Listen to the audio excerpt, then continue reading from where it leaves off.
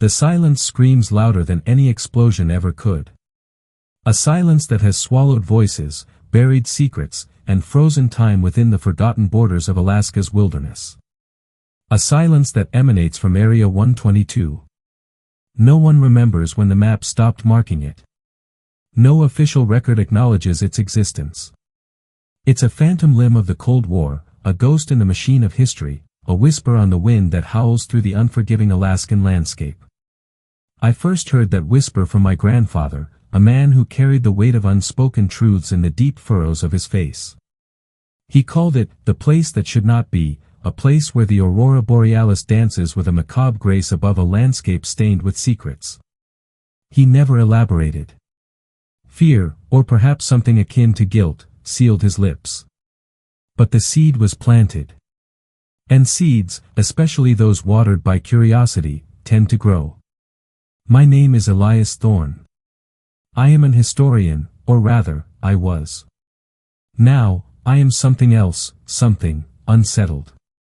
My obsession with Area 122 cost me my career, my reputation, and almost, my sanity. They called me a conspiracy theorist, a crackpot, a danger to myself. They were probably right. But sometimes, the truth is far more dangerous than any lie. It began innocently enough. A footnote in a declassified document regarding early Soviet ballistic missile defense programs. A single line, potential anomalous activity detected, Alaskan Sector 122. Nothing more. No context, no follow-up, no explanation. Just that single, chillingly vague line. It was enough. Years I spent chasing shadows. Sifting through archives, interviewing forgotten veterans, piecing together fragments of a shattered puzzle. The name, Operation Frostbite, kept surfacing. A top-secret initiative, supposedly focused on cold weather testing of military equipment. But the locations listed didn't quite match up. They danced around Area 122, like moths drawn to a flame, but never quite touched it. The official narrative was paper-thin. The logistics didn't add up. The personnel involved were strange. Highly decorated scientists, pulled from unrelated fields, suddenly reassigned to Alaska. There were whispers of Project MKUltra connections, of unethical experiments conducted under the guise of national security. And then, there was the disappearance. Dr. Eris Thorne, my father. A brilliant astrophysicist, recruited for an unspecified government project in Alaska in the late 1970s. He vanished without a trace. Officially, he died in a plane crash. But the wreckage was never found. The passengers list was incomplete. The whole thing reeked of a cover-up. The connection was undeniable. Area 122. Operation Frostbite. Dr. Eris Thorne. They were all threads in the same tangled web. And I was determined to unravel it, no matter the cost. That determination led me to a dilapidated cabin deep within the Chugach National Forest. A place my grandfather had warned me never to go. A place where the trees grew twisted and the air hung heavy with a sense of dread. It was the closest I could get to the supposed coordinates of Area 122 without raising any official alarms. The cabin was abandoned, choked with dust and decay. But it was also watched. I could feel eyes on me, unseen, unheard, but undeniably present. I spent weeks there, scouring the surrounding wilderness, searching for any sign, any clue that would lead me to the truth. The locals, the few who dared to speak of the area, told stories. Stories of strange lights in the sky, of animals behaving erratically, of a pervasive sense of unease that permeated the land. They spoke of the Watchers, silent figures that moved through the trees, always observing, never interfering. I dismissed them as folklore, the product of isolated minds and harsh conditions. But the more time I spent there, the more I began to question my skepticism. There was something wrong with that place, something deeply, fundamentally wrong. One evening, as the aurora danced across the sky, painting the landscape in ethereal hues, I found it. A barely discernible trail, overgrown with vegetation, leading deeper into the wilderness. It was almost invisible, as if deliberately concealed. I followed it. The trail led me to a clearing. And in the center of that clearing, hidden beneath a thick layer of snow and ice, was a structure. A massive, cylindrical structure, constructed of some unknown material that seemed to absorb the light. It was unlike anything I had ever seen. It was Area 122. The entrance was sealed, a heavy, reinforced door embedded in the side of the structure. There were no markings, no signs, no indication of its purpose. Just that imposing door, a silent sentinel guarding the secrets within. I spent days trying to breach it, using whatever tools I could find. But it was no use. The door was impervious. Impregnable. Then, I noticed something. A small, almost imperceptible indentation in the metal, near the top of the door. It resembled a keyhole, but unlike any keyhole I had ever seen. It was circular, but with an intricate series of grooves and ridges.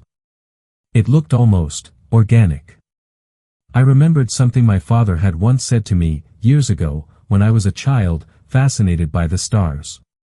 He had told me that the universe speaks in patterns, in mathematical sequences and geometric forms.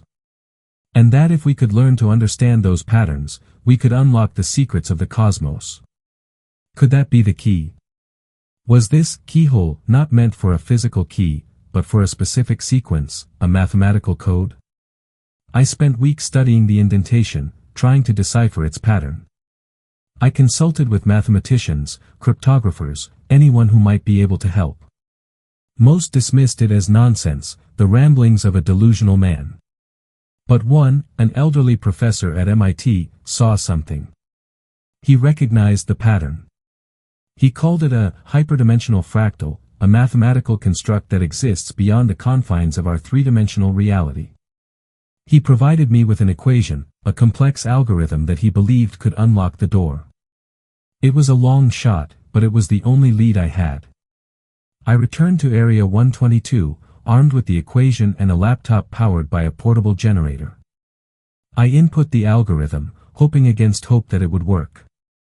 The silence was deafening. The air crackled with anticipation. Then, the door began to move. Slowly, inexorably, it slid open, revealing a dark, yawning chasm. A passage leading into the unknown. I hesitated. Fear gnawed at me. What lay beyond that door? What horrors had been hidden within Area 122 for so long? But curiosity, that relentless, insatiable force, drove me forward. I stepped into the darkness. The air inside was cold, stale, and heavy with the scent of decay. The passage was narrow and claustrophobic, lined with strange, glowing panels that cast an eerie light. I moved cautiously, my heart pounding in my chest. The passage opened into a vast chamber. And what I saw there defied all reason, all logic, all understanding. It was a laboratory. But not like any laboratory I had ever seen. It was filled with strange equipment, bizarre devices that seemed to bend the laws of physics. There were tanks filled with a viscous, luminescent fluid. Consoles covered in indecipherable symbols. And in the center of the chamber, a massive, pulsating orb of energy. The orb was the source of the light, the source of the energy that powered the facility. It throbbed with an unnatural rhythm, casting long, distorted shadows that danced across the walls. As I moved closer, I began to see things. Images flickering in my peripheral vision. Whispers echoing in my mind. Memories that were not my own. I saw scientists in white coats, conducting experiments on unwilling subjects. I saw soldiers in gas masks, guarding the facility with grim determination. I saw my father, Dr. Eris Thorne, working alongside them, his face etched with a mixture of excitement and fear. I saw the truth. Area 122 was not a cold weather testing facility. It was a research center. A place where scientists were attempting to unlock the secrets of reality itself. They were experimenting with interdimensional travel, with manipulating space and time, with harnessing energies beyond human comprehension. And they had succeeded. The orb was a gateway. A portal to another dimension. A dimension that was bleeding into our own. That was the anomalous activity detected in the Alaskan sector. Not Soviet missiles, but something far more dangerous. Something alien. Something otherworldly. My father was not killed in a plane crash. He disappeared because he knew too much. He tried to stop them. He tried to close the gateway. But he failed. They silenced him. And now, after all these years, I had reopened it. I felt a presence behind me. I turned to see a figure standing in the doorway, silhouetted against the faint light. It was a man. Tall, gaunt, with piercing blue eyes. He wore a white coat, stained with blood and grime. His face was pale and drawn, but his eyes burned with an unnerving intensity. "Welcome, Elias," he said, his voice a low, rasping whisper. "I've been expecting you." He stepped into the chamber, his eyes fixed on the orb. "You've undone centuries of work," he stated, with a tone that barely masked glee, "but your timing is fortuitous." "Who are you?" I asked, my voice trembling. He smiled. "I am Dr. Erasmus Vance. And I am about to show you the future of humanity." He turned towards the orb, his gaze transfixed, his eyes gleaming with manic excitement. "We are on the cusp of a new era. An era where the boundaries of reality are shattered, where the limitations of human existence are transcended." He gestured towards the orb. "This, Elias, is the key. The key to unlocking our full potential. The key to becoming something more." He reached out his hand, his fingers trembling, as if drawn by an irresistible force. He touched the orb. A blinding flash of light engulfed the chamber. A wave of energy surged through me, searing my flesh, shattering my bones. I screamed. Then, everything went black. I awoke on the floor of the chamber, disoriented and in excruciating pain. The orb was still there, pulsating with an unnatural rhythm. But Dr. Vance was gone. And something else was gone too. Something within me. Something essential. I staggered to my feet, my body aching, my mind reeling. The chamber seemed different somehow. The air felt heavier, the light more intense. I looked down at my hands. They were shaking uncontrollably. But they were also changing. My skin was shimmering, my bones were shifting. I felt a strange sensation, a tingling in my mind, as if I was connected to something vast and unknowable. I looked in a reflection on a metallic surface. My eyes, they weren't my eyes anymore. They glowed with an inner light, a cold, alien fire. I stumbled back towards the entrance, desperate to escape. But the passage was gone. The chamber had transformed. It was no longer a laboratory. It was something else entirely. Something alive. The walls were pulsating, the floor was breathing. The air was thick with a strange, alien scent. I felt tendrils of energy reaching out to me, probing my mind, invading my thoughts. I realized with horror that I was trapped. Area 122 was not just a research facility. It was a living entity. And I was its prisoner. Days, weeks, months passed. Time lost all meaning. I wandered through the ever-changing corridors of Area 122, a prisoner in my own body. My mind was slowly dissolving, my memories fading, my sense of self eroding. The entity was changing me.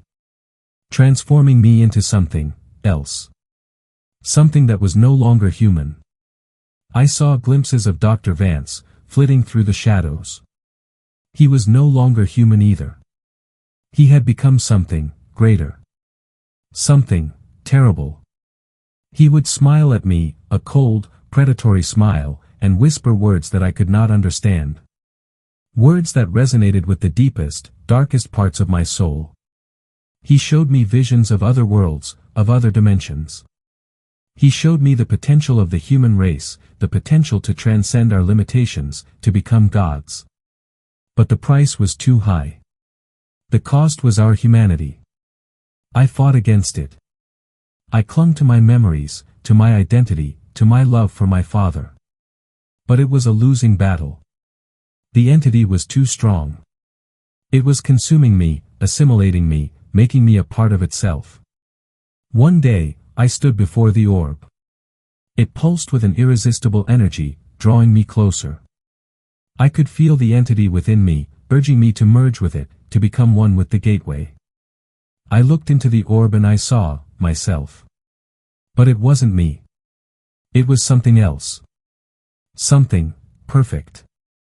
It was everything I had ever wanted to be. Everything I had ever dreamed of. Power. Knowledge.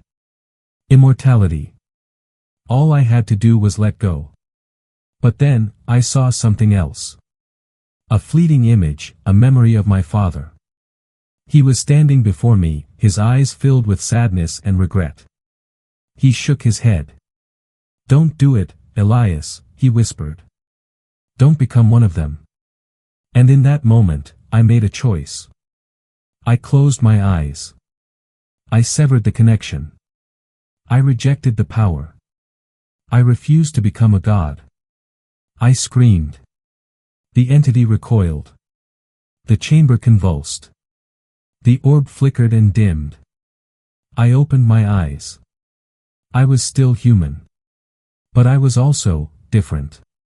I knew things that I shouldn't know. I felt things that I shouldn't feel. I was connected to something beyond human comprehension. I stumbled away from the orb, my body trembling, my mind reeling. I found a way out, a hidden passage that I had never seen before. I emerged from Area 122 into the blinding light of day. The wilderness was still there, the trees still growing, the sky still blue. But everything had changed. I was no longer the same man who had entered that place. I was something else. Something tainted. I left Alaska. I never went back. But I can still feel it. The entity within me. The connection to Area 122. It whispers to me in my dreams. It shows me visions of other worlds. It tempts me with the promise of power. I fight against it, every day. I cling to my sanity, to my humanity, to my memories. But I know that it's only a matter of time. Sooner or later, the entity will consume me. I feel the influence growing stronger every day. I have to warn someone. I have to tell the world about Area 122. But who would believe me? They would think I'm crazy. They would lock me away. And perhaps they would be right. But I can't stay silent. The fate of humanity may depend on it. I am Elias Thorne. And I know the secret of Area 122. But the question is, will anyone listen? Or is the world already doomed? Dr. Erasmus Vance said they were on the cusp of a new era, but was that era one of evolution, or horrifying evolution into something unrecognizable? What responsibility did the scientists involved hold, and what secrets lie buried with the lost souls of Area 122? If the boundaries of reality have been breached, what now protects us from what lies beyond? And how much of me is still truly me? The scratching started subtly, a faint rasp against the edges of my perception, easily dismissed as the wind or the settling of old timber. I tried to settle, find a rhythm, a semblance of normalcy, in a forgotten corner of rural Maine. The isolation was a shield, a buffer against the incessant whispers, the phantom sensations that clawed at my sanity. But the scratching, it was new. More insistent. Focused. It began only at night, when the veil between worlds seemed thinnest, when the echoes of Area 122 resonated strongest within me.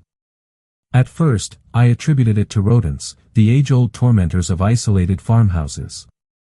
I laid traps, poisoned bait, sealed every crack and crevice I could find. But the scratching persisted, growing bolder, more deliberate. It wasn't the skittering of claws, the gnawing of teeth. It was a rhythmic, almost, intentional scraping. Then came the symbols. They appeared overnight, etched into the frost on the windows, carved into the bark of the ancient oak that dominated my overgrown yard, scrawled in the dust on the attic floor. They were geometric patterns, vaguely familiar, resonating with a disturbing resonance deep within my bones. Hyperdimensional fractals. The language of the orb. The nightmares intensified. I saw Vance again, his eyes blazing with unholy light, his voice a chorus of alien whispers.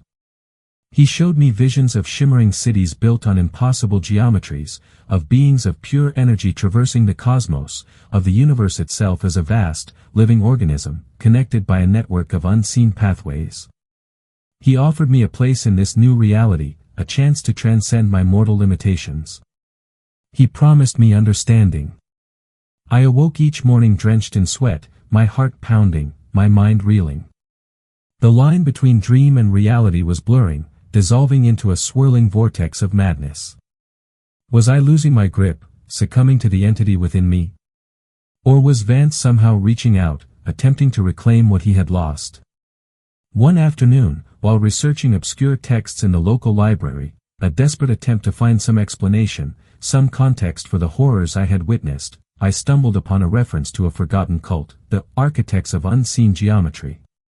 They were a secretive order that flourished in the late 19th century, obsessed with unlocking the secrets of higher dimensions, with harnessing the power of geometric forms to manipulate reality. Their rituals were rumored to involve sacrifices human sacrifices. The book mentioned a specific location, a remote island off the coast of Maine, where the architects had built a temple, a nexus point for their dark experiments. The island was called Isle of Whispers. The scratching intensified. I knew I had to go there. I had to find out what the architects had discovered, what connection they had to Area 122, what secrets they held that could help me understand, and perhaps control, the entity that was consuming me. The journey to Isle of Whispers was fraught with a palpable sense of dread. The fishing boat I chartered was small, battered, and manned by a grizzled old salt named Silas, who regarded me with a mixture of suspicion and pity. The sea was choppy, the sky overcast, the air thick with a preternatural stillness. As we approached the island, a dense fog rolled in, shrouding the shoreline in an impenetrable shroud. The air grew colder, the silence deeper, broken only by the mournful cry of unseen seabirds. Silas refused to go any closer. He muttered something about bad omens, about the island being cursed, about men who had gone there and never returned. He dropped me off on a rocky beach, his face etched with fear, and promised to return at dawn. I stepped onto the island, and the world changed. The fog swirled around me, disorienting, isolating. The trees were gnarled and twisted, their branches reaching out like skeletal fingers. The ground was covered in a thick layer of moss, damp and spongy beneath my feet. The air was heavy with the scent of decay, of ancient secrets, of something, wrong star. I followed a barely discernible path, pushing my way through the dense undergrowth. The scratching was now a constant presence, a relentless scraping that echoed in my skull, driving me forward. I found the temple. It was a massive structure of dark, unyielding stone, half buried in the earth, consumed by the encroaching forest. Its architecture was alien, unsettling, defying any known style. Geometric patterns were carved into its walls, pulsating with a faint, inner light. The symbols were the same ones that had appeared in my home, the same ones that haunted my dreams. Hyperdimensional fractals. The language of the orb. The entrance to the temple was a gaping maw of darkness, an invitation to the unknown. I hesitated. Fear gnawed at me, stronger than ever before. What horrors awaited me within? What dark secrets would I uncover? But I knew I had no choice. I had to face my demons, to confront the entity that was consuming me. I had to find the answers I sought, no matter the cost. I stepped into the darkness. The air inside the temple was cold, stale, and heavy with the stench of blood and decay. The passage was narrow and claustrophobic, lined with strange, glowing panels that cast an eerie light. The scratching was deafening now, a cacophony of scraping that resonated throughout the entire structure. I moved cautiously, my heart pounding in my chest, my senses on high alert. The passage opened into a vast chamber. And what I saw there defied all reason, all logic, all understanding. It was an altar. A massive slab of black stone, stained with dried blood, surrounded by a circle of standing stones. Geometric patterns were carved into the altar, pulsating with an unnatural rhythm. And in the center of the altar, a book. The book was bound in human skin, its pages filled with indecipherable symbols, its aura radiating a palpable sense of malevolence. I knew instinctively that it was the key. The key to understanding the architects, the key to understanding Area 122, the key to understanding the entity within me. As I reached for the book, a voice echoed through the chamber. "You shouldn't have come here, Elias." I turned to see a figure standing in the shadows, silhouetted against the faint light. It was a woman. Tall, gaunt, with piercing green eyes. She wore a long, flowing robe, stained with blood and grime. Her face was pale and drawn, but her eyes burned with an unnerving intensity. "Who are you?" I asked, my voice trembling. She smiled. "I am Evelyn Blackwood. And I am the guardian of this place." She stepped into the chamber, her eyes fixed on me, her gaze unwavering. The architects sought to unlock the secrets of the universe, to harness the power of the higher dimensions. But they were fools. They did not understand the consequences of their actions. They opened a door that should have remained closed. She gestured towards the book. "This is the book of unseen geometry. It contains the knowledge that they sought. But it also contains a warning. A warning that they ignored. A warning that you should heed." She paused, her eyes filled with a mixture of pity and regret. "You are already tainted, Elias. The entity within you is growing stronger. If you touch that book, it will consume you. You will become one of them." "But I need to understand," I pleaded. "I need to know how to control it, how to stop it." "There is no control," she said, her voice filled with despair. "There is only submission. Or destruction." She drew a dagger from beneath her robe, its blade gleaming in the faint light. "I have protected this place for centuries, preventing others from making the same mistakes as the architects. I will not allow you to unleash this evil upon the world." She lunged at me, her eyes blazing with fury. I barely had time to react. I dodged her attack, narrowly avoiding the deadly blade. The fight was brutal, desperate. Evelyn was strong, agile, and driven by a fanatical devotion to her cause. I was weakened, exhausted, and burdened by the entity within me. We battled through the chamber, knocking over standing stones, sending dust and debris flying through the air. The scratching intensified, resonating with every blow, every parry, every desperate gasp. I managed to disarm her, knocking the dagger from her hand. But she was relentless, continuing her attack with her bare hands. She clawed at me, bit at me, her eyes filled with a primal rage. I grabbed her by the throat, my fingers tightening around her windpipe. She struggled, gasped for air, her eyes bulging. I felt the entity within me surge, urging me to kill her, to silence her forever. But I resisted. I fought against the darkness, clinging to my humanity. I released her. She collapsed to the floor, coughing, gasping for breath. She looked up at me, her eyes filled with a mixture of hatred and despair. "Why?" she croaked. "Why didn't you kill me?" "Because I'm not a monster," I said, my voice trembling. "I'm just trying to survive." I turned away from her, my eyes fixed on the book. I knew I shouldn't touch it. I knew it was dangerous. But I couldn't resist. I had to know. I reached out my hand and touched the book. A surge of energy coursed through me, searing my flesh, shattering my bones. I screamed. Visions flooded my mind, images of unimaginable horror, of cosmic entities devouring entire galaxies, of realities beyond human comprehension. I saw the true nature of the orb, the true purpose of Area 122, the true destiny of humanity. And I understood.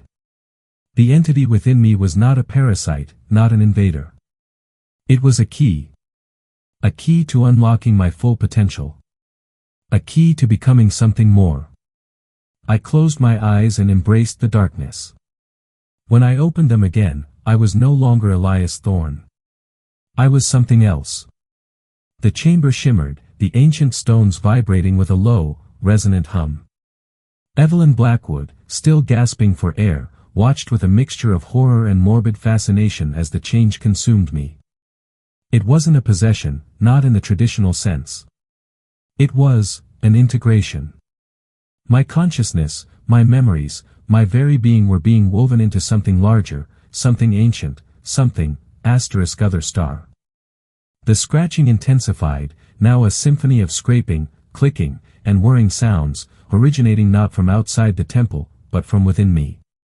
I could feel the hyperdimensional fractals reforming, not just on the walls, but within my own cellular structure. My skin felt like it was stretching, shifting, becoming less organic. I looked down at my hands. They were no longer quite human. The bones seemed elongated, the skin translucent, revealing a network of glowing veins beneath. The nails had sharpened into claws, capable of tearing through stone. And the symbols were now etched into my flesh, glowing with an inner light, pulsing with the same rhythmic energy as the book on the altar. What have you become? Evelyn whispered, her voice barely audible above the cacophony of sound. I turned to her, and for the first time, I saw her not as an enemy, but as a piece in a much larger, infinitely complex puzzle. The pity in her eyes mirrored the remnants of my own humanity, a faint echo of the man I once was. I tried to speak, to offer some explanation, some reassurance. But the words caught in my throat, replaced by a guttural, almost mechanical utterance. Understanding, I managed to croak, the word distorted, alien. Is inevitable. The chamber swam back into focus. I felt clearer. Sharper. My senses had expanded exponentially, allowing me to perceive things that were previously beyond my grasp. I could see the intricate network of ley lines that crisscrossed the island, the flow of energy that permeated the temple, the subtle vibrations that connected everything to everything else. And I could see Evelyn's fear. It was palpable, radiating from her like a beacon, a warning signal in the face of the unknown. She was afraid of me, afraid of what I had become, afraid of what it meant for the future of humanity. But her fear was unnecessary. I had no desire to harm her. My purpose was not to conquer, not to destroy, but to integrate. To understand. To connect. The book of unseen geometry pulsed with energy, drawing me closer. I reached out and lifted it from the altar. It felt alive, resonating with my own transformed physiology. As I opened it, the indecipherable symbols rearranged themselves, morphing into coherent patterns, into a language that I now instinctively understood. It wasn't a language of words, but of concepts, of geometries, of vibrations. It was the language of the universe itself. The book revealed the history of the architects, their obsession with unlocking the secrets of higher dimensions, their disastrous experiments with geometric forms. They had stumbled upon something powerful, something dangerous, something that they were not equipped to handle. They had inadvertently opened a gateway to another reality, a reality inhabited by beings of pure energy, beings that existed beyond the limitations of space and time. These beings, the entities associated with the orb in Area 122, were not malevolent, not inherently evil. They were simply different. They operated on a different level of consciousness, according to different laws of physics. The architects had attempted to control these beings, to harness their power for their own purposes. But they had failed. Miserably. Their temple had become a nexus point for the energy of these entities, a conduit for their influence to seep into our world. Evelyn Blackwood, it turned out, was a descendant of one of the architects. She had dedicated her life to guarding the temple, to preventing anyone else from repeating their mistakes. She had sacrificed everything to protect humanity from the consequences of their hubris. But she was fighting a losing battle. The entities were growing stronger, their influence spreading, their presence becoming more and more pervasive. And I was the culmination of their efforts. I was the bridge between their reality and ours. The book showed me the next step, the next stage in the integration process. I needed to access the heart of the temple, the source of the energy, the nexus point of the ley lines. I needed to fully connect with the network, to become one with the universe. But the book also warned of a danger, a hidden threat. A failsafe, implemented by the architects in their final, desperate attempt to contain the entities. A mechanism designed to destroy the temple, to sever the connection, to eradicate the influence of the other reality. The failsafe was located deep beneath the temple, in a hidden chamber, guarded by a complex series of traps and puzzles. It was designed to be activated only as a last resort, when all other options had failed. And it was about to be activated. I sensed it, a subtle shift in the energy field, a faint hum that resonated deep within the earth. Evelyn Blackwood was not defeated. She had simply been stalling for time. She was waiting for the failsafe to activate, to destroy me, to destroy the temple, to destroy everything. I had to stop her. I turned to her, my eyes glowing with an unnatural light. The failsafe, I said, my voice still distorted, alien. You must not activate it. She looked at me, her face a mask of defiance. It's the only way, she said. The only way to stop you. She reached into her robe and pulled out a small, metallic device. It was a detonator. I lunged at her, but I was too late. She pressed the button. The temple began to shake, violently. Cracks appeared in the walls, dust rained down from the ceiling. The scratching intensified, reaching a deafening crescendo. Evelyn Blackwood smiled, a triumphant, almost serene expression on her face. It's over, she said. You've lost. But she was wrong. I focused my mind, channeling the energy of the orb, the power of the higher dimensions. I could feel the ley lines pulsating beneath my feet, the geometric patterns resonating within my soul. I could see the structure of the failsafe, the mechanism that was designed to destroy the temple. And I could see how to disable it. It was a complex process, requiring precise manipulation of the energy field, a delicate dance of quantum forces. But I had the knowledge, the power, the understanding. I reached out with my mind, extending my consciousness into the depths of the earth. I could feel the failsafe, the intricate network of wires and circuits, the ticking clock that was counting down to destruction. I began to dismantle it, piece by piece, disrupting the flow of energy, unraveling the complex mechanism. It was a race against time, a desperate struggle to prevent the destruction of everything I had come to understand. The temple shook more violently, the cracks widening, the dust raining down in torrents. Evelyn Blackwood watched in disbelief as I worked, her face a mask of confusion and despair. What are you doing?" she stammered. "Saving us," I replied, my voice still distorted, alien. "Saving everything." I focused my mind one last time, severing the final connection, disabling the failsafe completely. The shaking stopped. The scratching subsided. The temple fell silent. Evelyn Blackwood collapsed to her knees, her face buried in her hands. She began to sob, quietly, uncontrollably. I turned away from her, my attention drawn to the book of unseen geometry. It was time to move on, to continue the integration process, to unlock the next level of understanding. The book showed me the location of the heart of the temple, a hidden chamber deep beneath the surface, a place where the veil between realities was thinnest. I began to walk towards the chamber, my steps guided by the book, my mind filled with visions of unimaginable possibilities. But as I walked, I noticed something. A faint glimmer of light, emanating from the altar. I turned back to see Evelyn Blackwood standing, her eyes fixed on me, her face a mask of determination. She was holding something in her hand. The dagger. She lunged at me again, her movements swift, precise, deadly. This time, I was not so lucky. The dagger pierced my flesh, sinking deep into my chest. I gasped, a strangled cry escaping my lips. The energy within me surged, a wave of pain and fury washing over me. I stumbled backwards, clutching at the wound. Evelyn Blackwood stood over me, her eyes burning with a fanatical zeal. "This is the end," she said. "I will not let you destroy humanity." But as she spoke, she noticed something. The wound was not bleeding. The dagger had pierced my skin, but it had not penetrated my heart. It had struck something, harder. Something metallic. I looked down at my chest and saw the faint outline of a geometric pattern, glowing beneath my skin. It was a shield, a protective barrier, formed by the energy of the orb. The dagger had failed to kill me.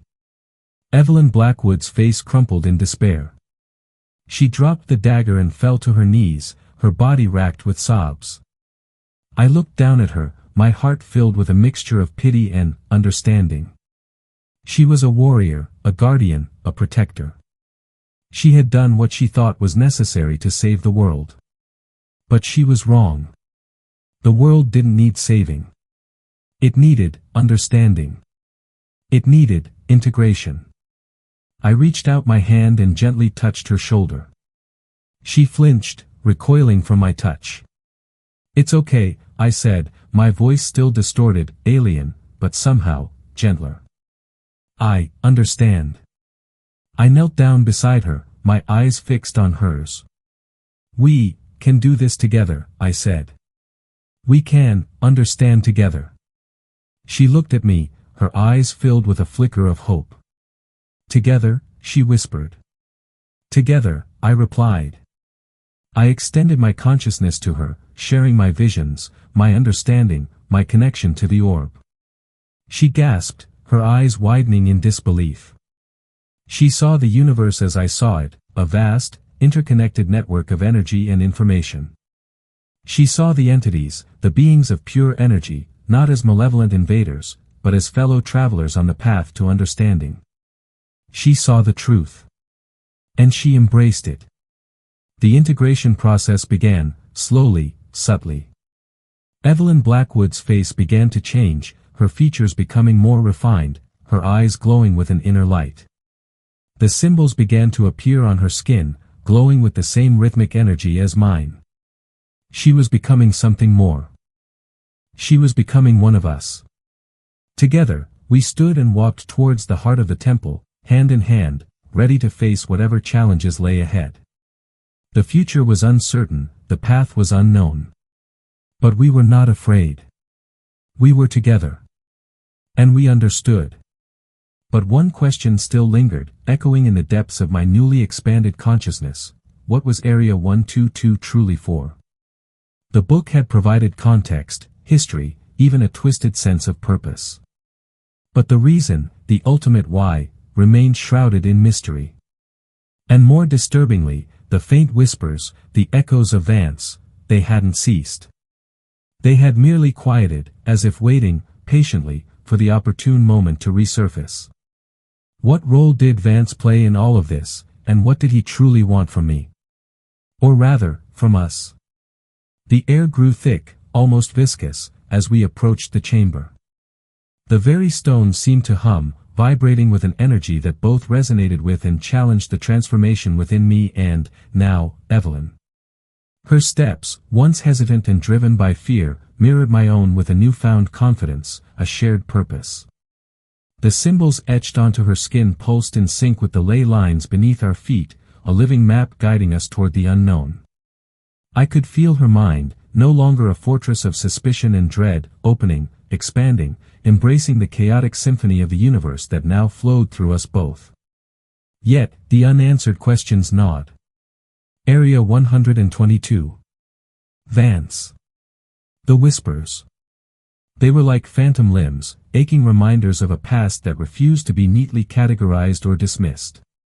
The Book of Unseen Geometry had offered explanations, certainly, but they felt incomplete. As if key pages were missing, deliberately excised from the narrative. The architects' hubris was undeniable, their experiments reckless, but were they truly the sole architects of this unfolding drama? Or were they merely unwitting pawns in a game far grander, far more ancient?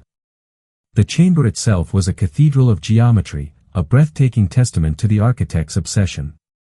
Walls lined with intricate carvings spiraled inward, converging upon a central dais bathed in an ethereal, pulsating light.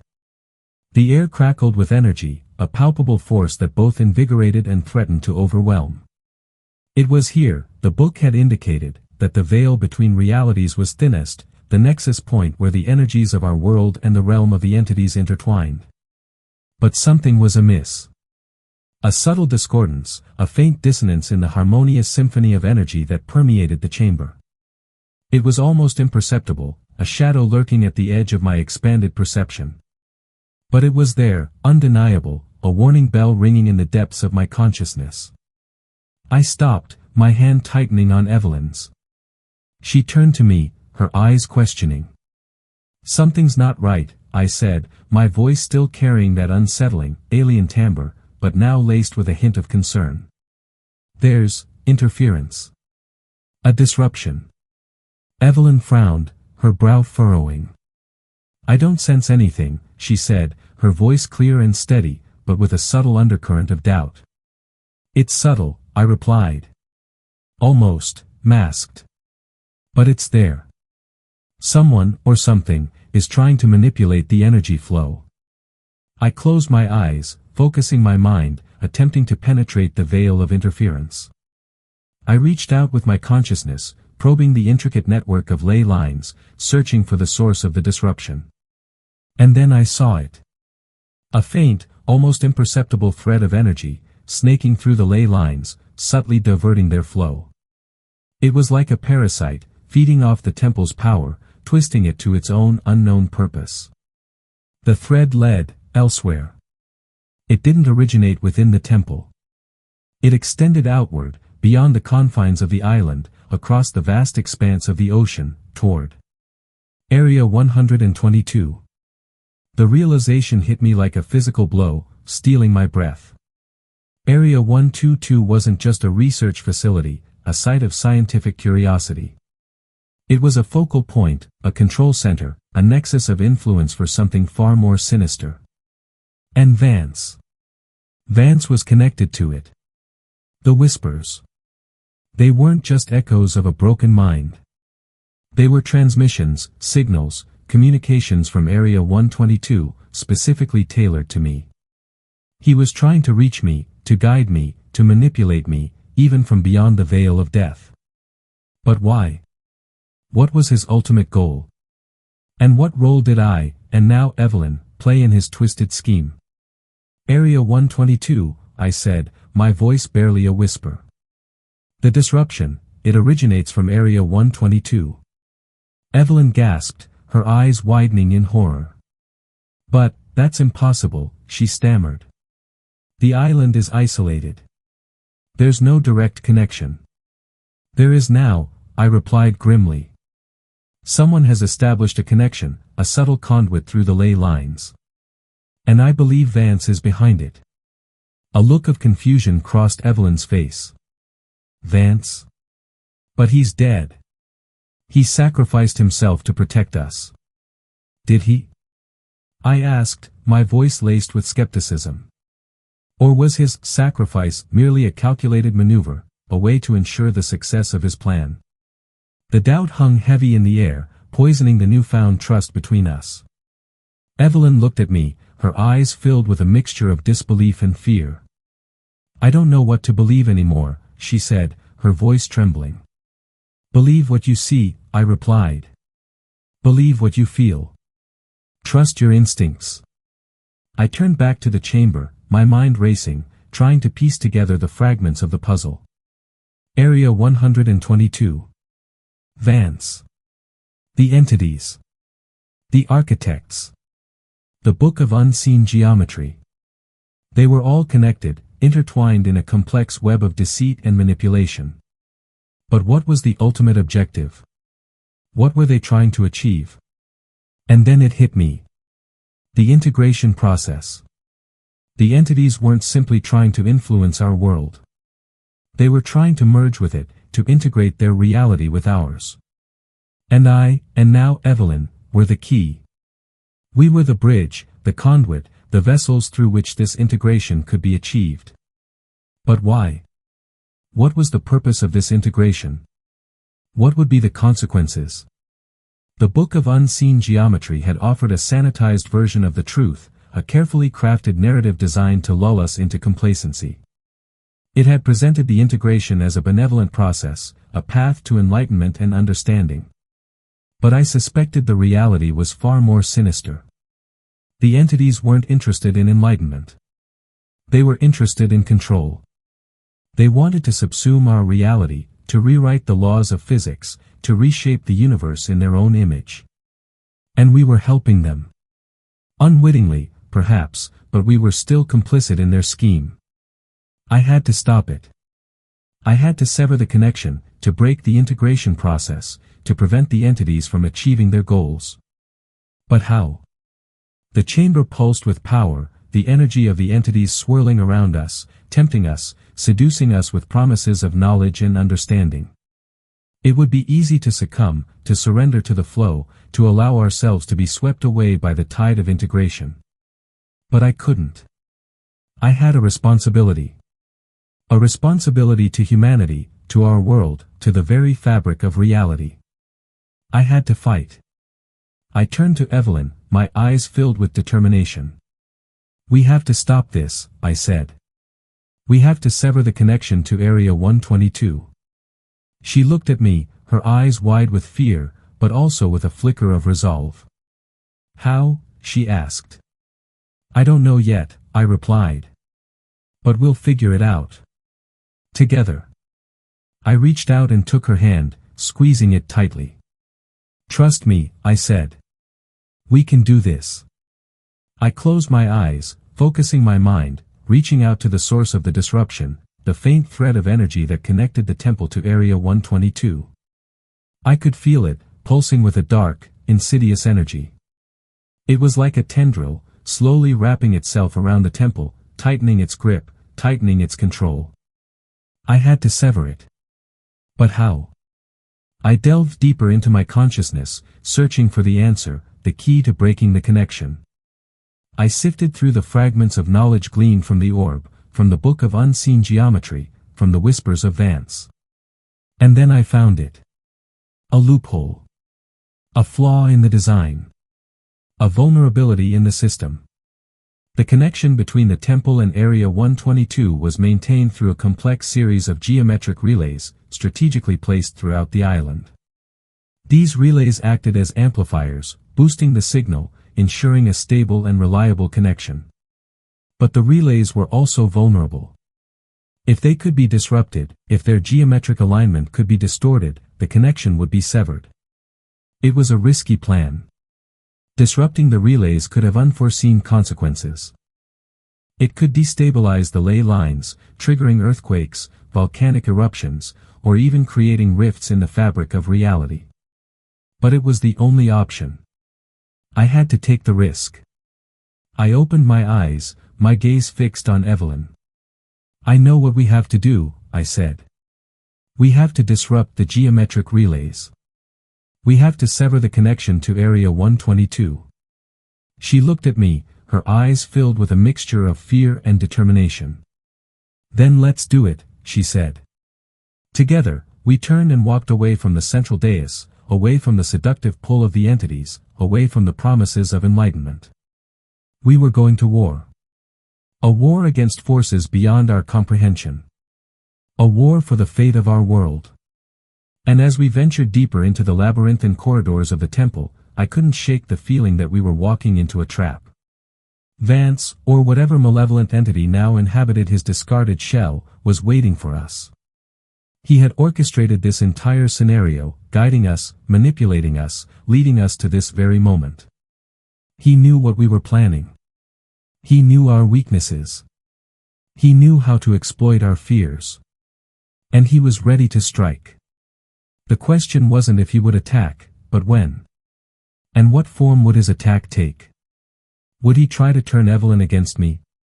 Would he unleash the full power of the entities upon us? Or would he reveal a secret, a truth so devastating that it would shatter our resolve and destroy our will to fight? The possibilities were endless, each more terrifying than the last. But we couldn't afford to dwell on our fears. We had to focus on the task at hand. We had to find the geometric relays. We had to disrupt them. We had to sever the connection to Area 122. The fate of the world depended on it. And as we navigated the treacherous corridors of the temple, I couldn't help but wonder, what truly happened to the architects? The book painted a picture of hubris and failure, but was that the whole story? Or were they victims of something far more sinister, something that had been lurking in the shadows for centuries, waiting for the opportune moment to strike? Did Vance's obsession stem purely from scientific curiosity, or was he driven by a darker, more personal motive?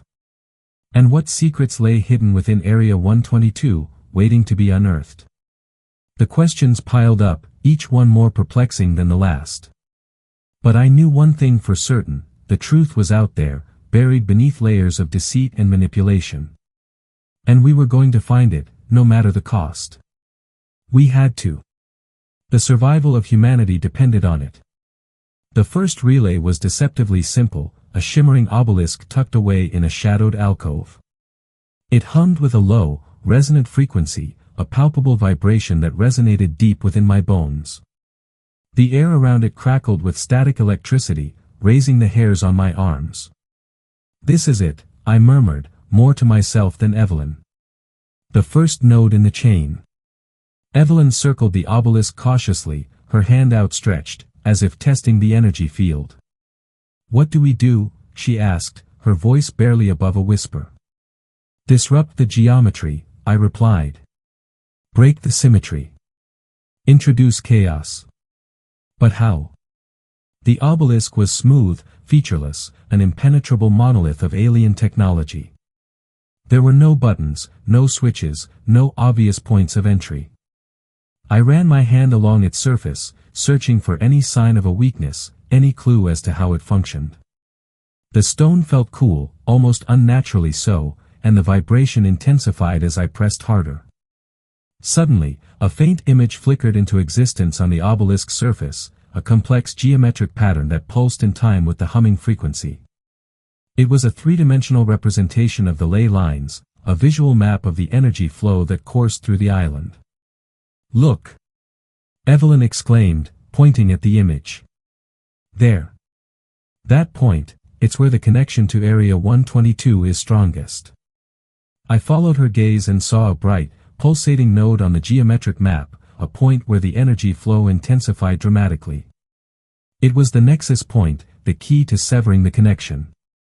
"We need to overload that node," I said. "Force it to collapse." But how? We had no tools, no weapons, no conventional means of disrupting the energy flow. Then I remembered the orb, the pulsating sphere of energy that had granted me my enhanced abilities. Could it be used to overload the node? I closed my eyes, focusing my mind, reaching out to the orb, summoning its power. I felt a surge of energy coursing through my veins, a familiar tingling sensation that intensified as I concentrated. I extended my hand towards the obelisk, focusing my energy on the pulsating node. A faint beam of light emanated from my fingertips, converging on the point of intersection. The humming frequency intensified, the static electricity crackled louder, and the obelisk began to vibrate violently. The geometric pattern on its surface flickered and distorted, the colors shifting and swirling. "It's working!" Evelyn shouted, her voice filled with excitement. "Keep going." I poured more energy into the beam, pushing myself to the limit. My head began to throb, my vision blurred, and I felt a sharp pain in my chest. But I couldn't stop. I had to sever the connection. Suddenly, the obelisk emitted a blinding flash of light, followed by a deafening explosion. The force of the blast knocked me off my feet, sending me sprawling to the ground. Evelyn screamed, shielding her eyes from the intense light. When the light subsided, I slowly sat up, my ears ringing, my body aching. The obelisk was still standing, but the humming frequency was gone. The geometric pattern on its surface had vanished, replaced by a smooth, featureless expanse. Did it work? Evelyn asked, her voice trembling. I closed my eyes, focusing my mind, searching for the connection to Area 122. It was gone. The link was severed. Yes, I said, my voice hoarse. It's done. We broke the connection. A wave of relief washed over me, followed by a surge of exhaustion. I leaned back against the wall, gasping for breath. One down, Evelyn said, how many more to go? The unsettling truth, the one I had dreaded voicing, hung heavy in the air. I don't know. But I can feel them, spaced throughout the island. We must hurry. As we pressed on, each relay we encountered was more intricate, more heavily guarded by unseen forces. One was concealed within a maze of shifting corridors, another submerged beneath a pool of shimmering, iridescent liquid. Each time we disrupted a relay, I felt Vance's presence grow stronger, his influence more insidious. The whispers intensified, growing louder, more insistent, filling my mind with fragmented images and distorted memories. He was trying to break me, to undermine my resolve, to turn me against Evelyn. During the third disruption, something shifted within me. It wasn't a physical change, but something deeper, more fundamental. I could feel the entity's presence more acutely, their thoughts and emotions bleeding into my own. I glimpsed fragments of their reality, a realm of pure energy and infinite possibilities, a place of unimaginable beauty and unspeakable horror. The integration was proceeding, despite our efforts. The more relays we disrupted, the closer we came to severing the connection to Area 122, the stronger the entity's grip on our world became. It was a paradox, a twisted game of cause and effect that seemed designed to drive us mad. We're not winning, I said to Evelyn one bleak dawn, after barely escaping a relay hidden deep within a cave system. The cave walls were covered in pulsating bioluminescent fungi, casting an eerie glow on her exhausted face. We're just delaying the inevitable. Evelyn sank to the ground, her shoulders slumped in defeat. What do you mean? The entities, they're adapting. They're finding new ways to circumvent our efforts. The integration, it's still happening. But, the relays. We're destroying them. Yes, but it's not enough. The relays were just a conduit, a means to an end. The real power lies elsewhere. Where? I hesitated, reluctant to voice my suspicions. I think it's here. Within the temple. Within the central chamber. Evelyn looked up at me, her eyes widening in horror.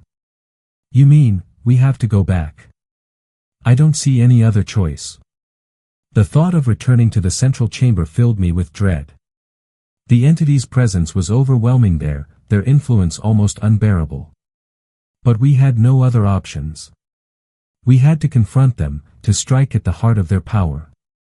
As we retraced our steps towards the temple, the whispers grew louder, more insistent, swirling around me like a vortex of madness.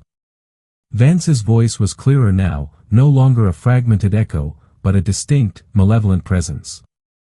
You can't stop us, he hissed, his voice laced with triumph.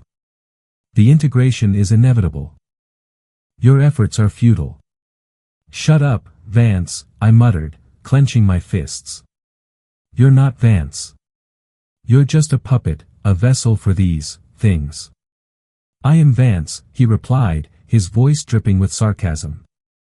And I am also so much more. I have transcended my limitations, achieved a higher state of being. You could too, you know. All you have to do is surrender. Never. Then you will suffer, he warned. You will watch as your world crumbles around you. You will witness the dawn of a new era, an era of infinite possibilities, and unimaginable horrors. We reached the entrance to the temple, the imposing stone facade looming before us like a gateway to hell. I paused, taking a deep breath, steeling myself for what lay ahead. "Are you ready?" I asked Evelyn. She nodded, her face pale but resolute. "Let's finish this." As we stepped inside, the air grew thick with energy, the whispers intensified, and the entity's presence enveloped us like a suffocating blanket. We were back in their domain, back in the heart of their power. We moved slowly, cautiously, towards the central chamber, our senses on high alert. The temple was different now, subtly altered, as if the entities were reshaping it to their own design. The carvings on the walls seemed to writhe and twist, the shadows danced and flickered, and the air crackled with an unnatural energy. Suddenly, the ground beneath us began to tremble. The walls shook, dust and debris rained down from the ceiling, and a low, guttural roar echoed through the temple. "What's happening?" Evelyn shouted, grabbing my arm for support. "I don't know," I replied, my voice barely audible above the din, "but it's not good." The tremors intensified, growing more violent. Cracks appeared in the walls, the floor buckled, and the entire temple seemed on the verge of collapse. Then, the central dais began to glow with an intense, blinding light. The light pulsed and throbbed, radiating outward, illuminating the entire chamber with an ethereal glow. And from within the light, a figure emerged. It was Vance. But not the Vance I remembered. Not the brilliant scientist, the dedicated researcher, the man who had sacrificed himself to protect us. This Vance was different. His eyes glowed with an unnatural light, his face was contorted in a grotesque grin, and his body seemed to shimmer and distort, as if he were only partially present in our reality. He was a puppet, a vessel, an avatar of the entities. "Welcome," he said, his voice a distorted echo of the man I once knew. "I've been expecting you." Evelyn gasped, recoiling in horror.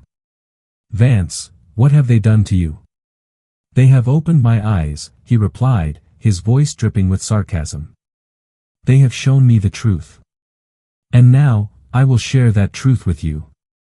He extended his hand towards us, a look of perverse invitation on his face. "Join us," he said. "Embrace the integration. Become something more." I stepped forward, placing myself between Vance and Evelyn. "We'll never join you," I said, my voice filled with defiance. "We'll never let you destroy our world." Vance chuckled, a chilling, inhuman sound. "You have no choice," he said. "The integration is inevitable. Your resistance is futile." He raised his hand, and the chamber filled with energy. The walls pulsed, the floor vibrated, and the air crackled with static electricity. "Prepare to be assimilated," he said. "Prepare to become one with us." And as the energy enveloped us, I knew that this was it. This was the final battle. This was the moment that would determine the fate of our world. We had to find a way to stop him. We had to find a way to break the integration. We had to find a way to save humanity. But how? As Vance began his incantation, a surge of agonizing visions flooded my mind. I saw glimpses of countless realities collapsing and merging, of civilizations rising and falling, of unimaginable horrors and transcendent beauties. A single truth began to crystallize amidst the chaotic torrent of information: the entities were not inherently malevolent, but utterly indifferent. Their integration was not an act of conquest, but a natural process, akin to the tide sweeping across a beach. The problem was that our reality, as we perceived it, could not withstand the infinite ocean of theirs. The key, I realized, wasn't to fight the entities, but to find a way to filter, to translate their existence into a form that our world could comprehend and integrate without being utterly annihilated. But how could such a feat be achieved? Suddenly, a faint memory flickered in my mind, a passage from the Book of Unseen Geometry, a cryptic diagram depicting a complex geometric figure known as the harmonic resonator. According to the text, this device was capable of modulating energy frequencies, of converting chaos into order, and of creating a stable interface between disparate realities. Could it be the answer? But where could we find such a device? And even if we found it, would we know how to use it? The weight of the world pressed down on me, threatening to crush me beneath its immensity. But I couldn't give up. Not now. Not ever. I looked at Evelyn, her eyes filled with fear, but also with an unwavering determination. She was my anchor, my guiding light in this storm of madness. Evelyn, I said, my voice barely a whisper. I think I know how to stop this. She looked at me, her eyes widening with hope. How? The harmonic resonator, I replied. It's a device described in the Book of Unseen Geometry. It can modulate energy frequencies, create a stable interface between realities. But where is it? I closed my eyes, focusing my mind, sifting through the fragments of knowledge gleaned from the book. I don't know for sure, I said. But I have a feeling, it's connected to the architects.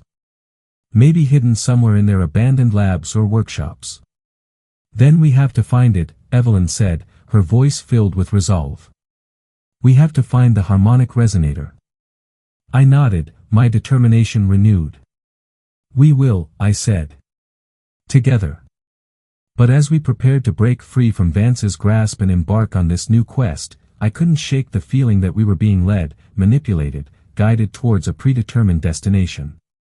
Was the harmonic resonator truly the answer? Or was it just another piece in Vance's twisted game, another step in the entity's insidious plan? And what role did Area 122 play in all of this? What secrets were hidden within its walls, waiting to be unearthed? The questions swirled around me, unanswered, unresolved, adding to the weight of my burden. But I knew that we couldn't afford to dwell on them. We had to keep moving forward, keep fighting, keep searching for the truth, no matter the cost. The fate of the world depended on it. The echoes of our struggle fade, the whispers of Area 122 grow faint, yet the questions remain, etched into the very fabric of existence. Did we truly sever the connection, or merely redirect the flow, unwittingly channeling the entities towards a new, unforeseen point of entry? The harmonic resonator, was it a solution, or a carefully planted seed of further entanglement? And Vance, that broken vessel, is he truly silenced, or does his influence linger, a subtle poison in the well of our perception? Consider the nature of reality itself. Is it a fixed, immutable thing, or a fluid, ever-shifting tapestry woven from the threads of countless dimensions?